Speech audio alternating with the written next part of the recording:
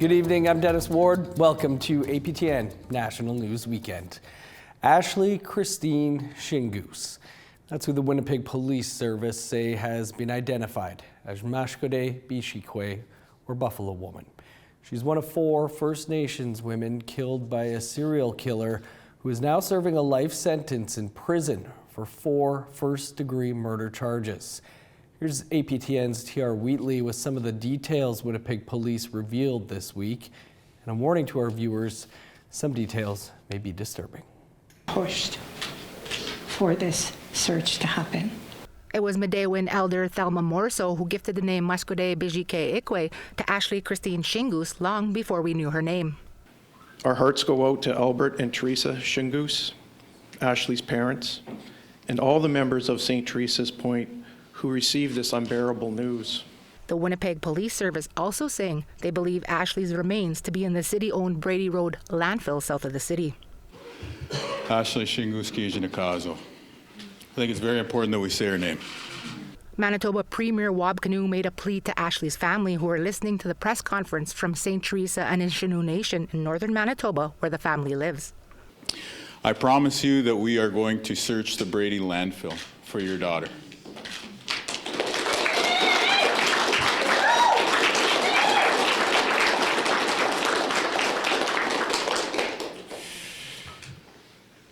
I cannot promise you that we will bring her home, but I can promise you that we are going to try. The Shingoose family had plans to be here, but weather kept them from traveling from the remote fly-in community. Speaking from a cell phone to the microphone, Ashlee's father, Albert, took the time to thank everyone for today's outcome. The families that's there, thank you for everything. Also requesting the Premier to sing an honor song for his daughter's spirit. Ashlee, way higher, oh.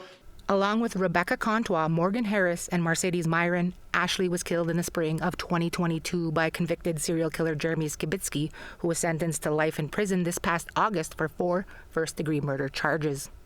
Ashlee was the first victim and believed to have been killed on March 15, the court proceedings revealed. Also in court, there was shocking news that there were 16 female DNA profiles found inside the killer's apartment. While they said this didn't mean that foul play was suspected, there was speculation in the Indigenous community there could be more victims. Deputy Police Chief Cam McKidd saying even after convicted, a special task force spent a lot of time tracing the killer, saying he never left Winnipeg, and saying at this time they don't believe there are more victims. Our computer system spiderwebs out, and we spoke to every single person we could locate that had anything to do with Mr. Skibitsky. We had our crime analysis unit. Raymond Flett, chief of St. Teresa and Innu Nation, was in attendance and quite emotional. It's been a long time waiting. Standing together, First Nations leaders, city officials, and the police told the public they were united in reconciliation moving forward. And Police Chief Gene Bowers committing to the families of Contois, Harris, and Myron in attendance. I'm standing here today in front of everybody, the community, giving you my word that that will happen. A big step for many, considering the WPS initially said no to searching the landfill back in December 2022, saying it wasn't feasible. Sparking a 2-year political fight for the families to get the original search of the Prairie Green landfill, where earlier this month the remains of Harris and Myron were found. TR Wheatley, APTN National News, Winnipeg. And if you're affected by these stories, supports are always available 24/7 through the MMIWG support line. The number is 1-844-413-6649. First Nation political organization is calling on the federal government to create an act to stop people from denying the harms caused by residential schools. The law would be similar to Bill C-19, that criminalized Holocaust denialism in Canada. APTN's Tina House has more. Since the late 1800s, thousands of Indigenous children from across Canada were forcibly removed from their homes and taken to residential schools. Once there, they were starved, beaten, sexually, verbally, and physically abused. If they tried to run away, they were brought back and punished. In many cases, parents did not even know where their children were. Many children never made it back home. In 2021, the Kamloops Indian Band announced that 215 anomalies suspected to be unmarked graves were found. Since then, dozens of other communities from across Canada have also come forward with their own discoveries. Despite these discoveries and testimonies from survivors, there is a small but loud group that denies that unmarked graves even exist, or that residential schools were bad for Indigenous people. Angela White says this group needs to be educated and held accountable. Once you start allowing voices to start spewing and changing the narratives of what our history truly is, you open the door to so many other negative voices that can just instill themselves and start changing those narratives. White points to a recent video that shows BC Conservative MLA Dallas Brody mocking residential school survivors and claiming there are no unmarked graves. I do know that if we don't have truth, not his truth, her truth, my grandmother's truth, or, this whole thing about my truth and your truth, my truth. This stuff has to stop. It's like, it's got to be the truth. She wants people to shut up the survivors because their truth isn't worth anything in her eyes. That's, I think, really where what survivors are really talking about is enough is enough. Like the strong ones are coming forward and saying, this is my truth and I'm going to stick to it. Hugh Breaker is with the First Nations Leadership Council, which is comprised of political leaders from across BC.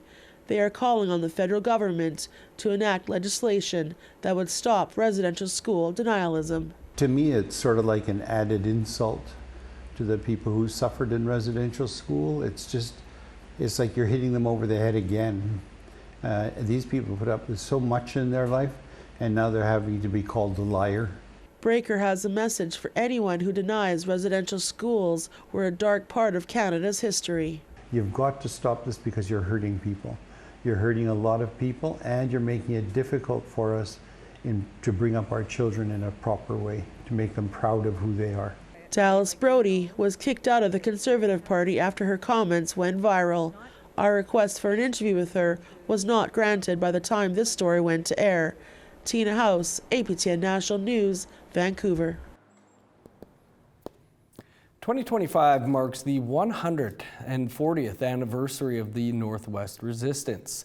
The Canadian Armed Forces, RCMP, Métis Nation Saskatchewan, Beardies and Okimausis Cree Nation all organized an event to honor the lives lost in the battle.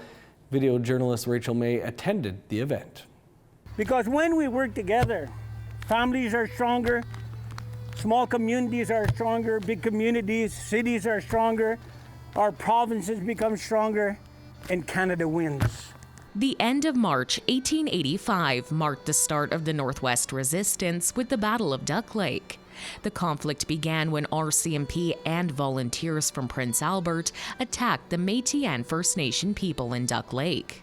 The site where the battle took place is located on the land of the Beardies and Okimausis Cree Nation. 5 Métis men and 12 RCMP members and volunteers died in the battle. It moved on to Fish Creek and finally Batoche in early May.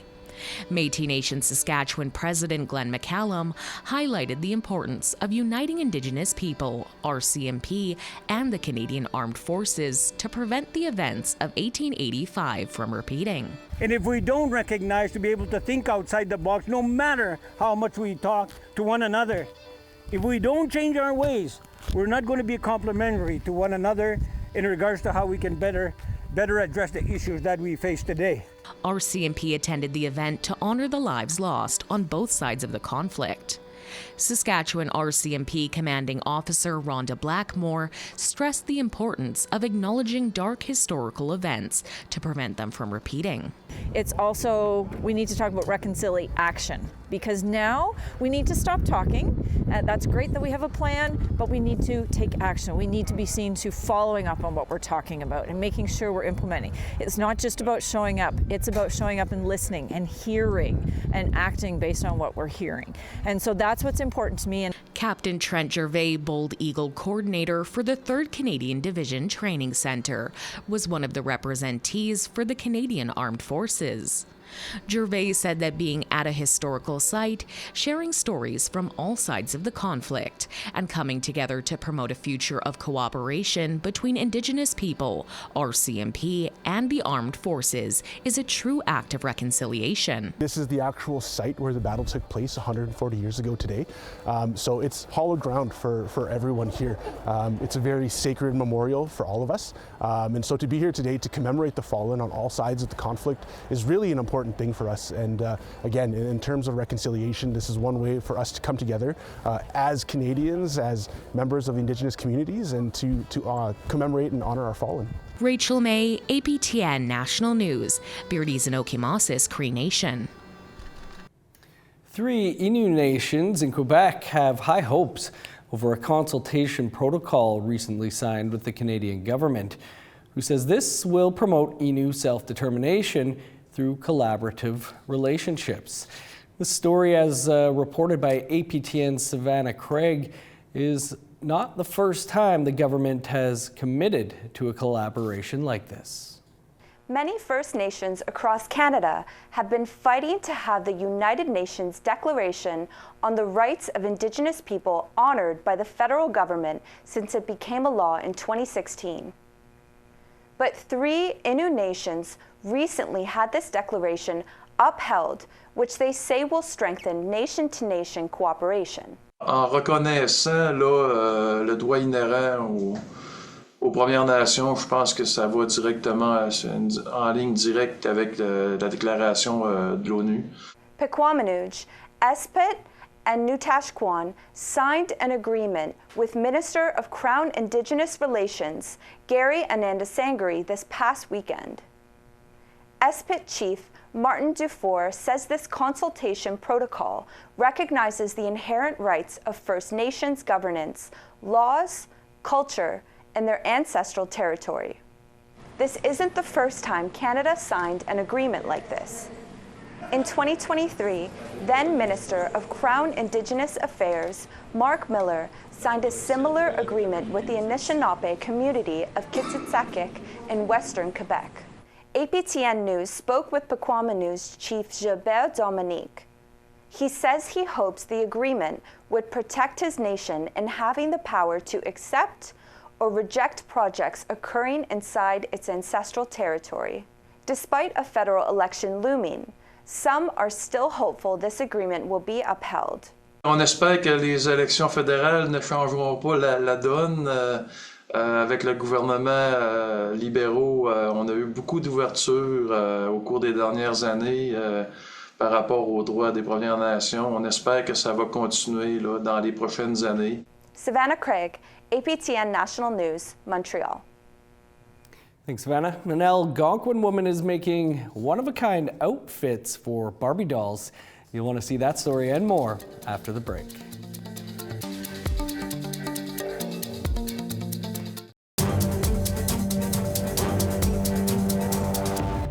Welcome back. Big glitzy earrings are a fashion staple for Indigenous peoples across Turtle Island, and the work put into making them can't be overstated. Now, a new art exhibit in the Yukon is putting some of the territory's most glamorous and bougiest earrings on display. APTN's Sarah Connors has more. They're big, they're beaded, and best of all, they're bougie. These earrings are part of a new art exhibit at the Kwanlundun Cultural Center in Whitehorse. It celebrates the Yukon's biggest, bougiest beaded earrings.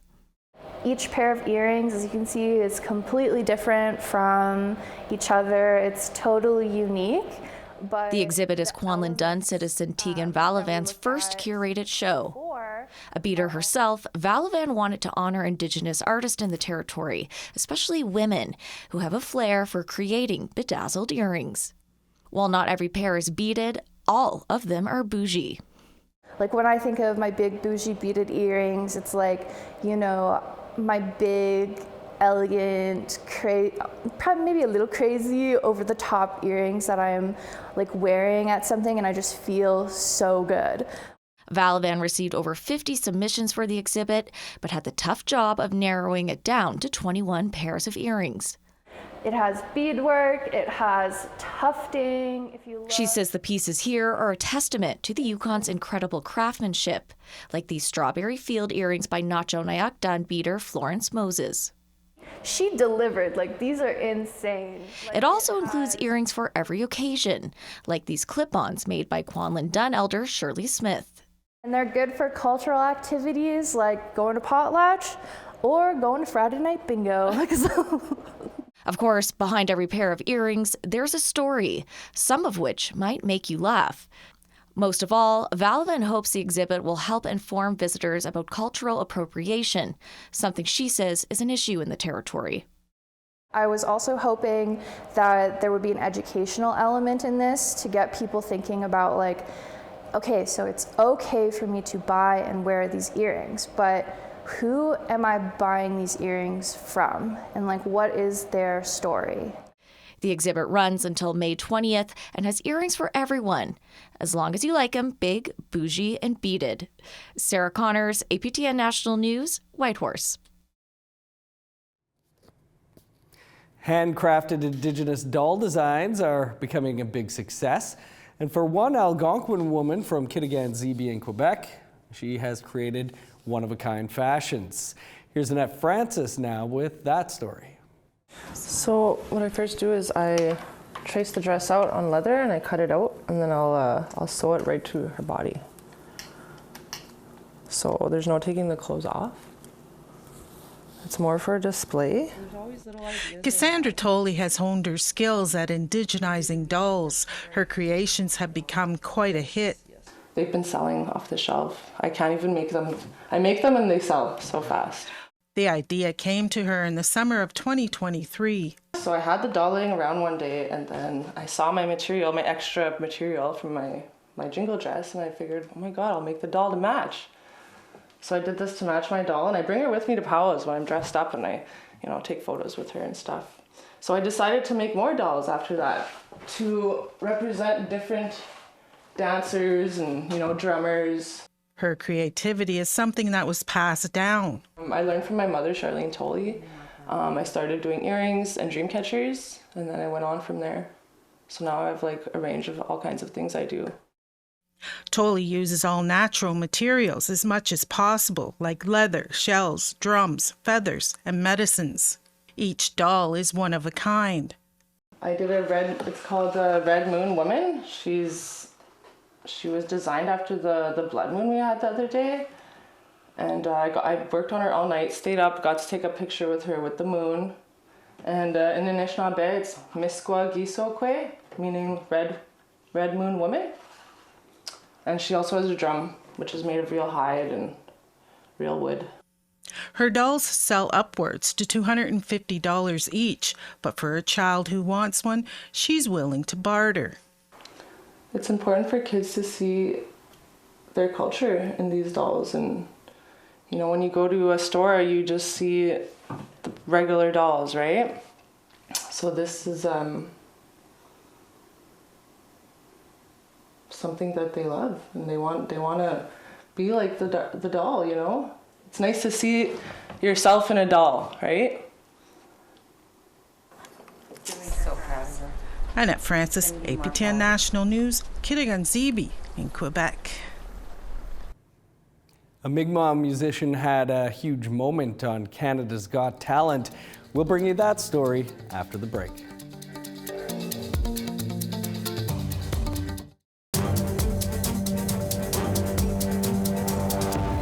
Welcome back. Mi'kmaq musician Didi Austin is raising awareness about residential schools by performing her song called Buried Truth.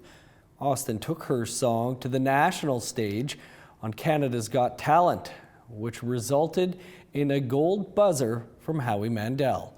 Angel Moore has that story. Forget the language our parents taught us. That is Dee Dee Austin's 2022 video, Buried Truth.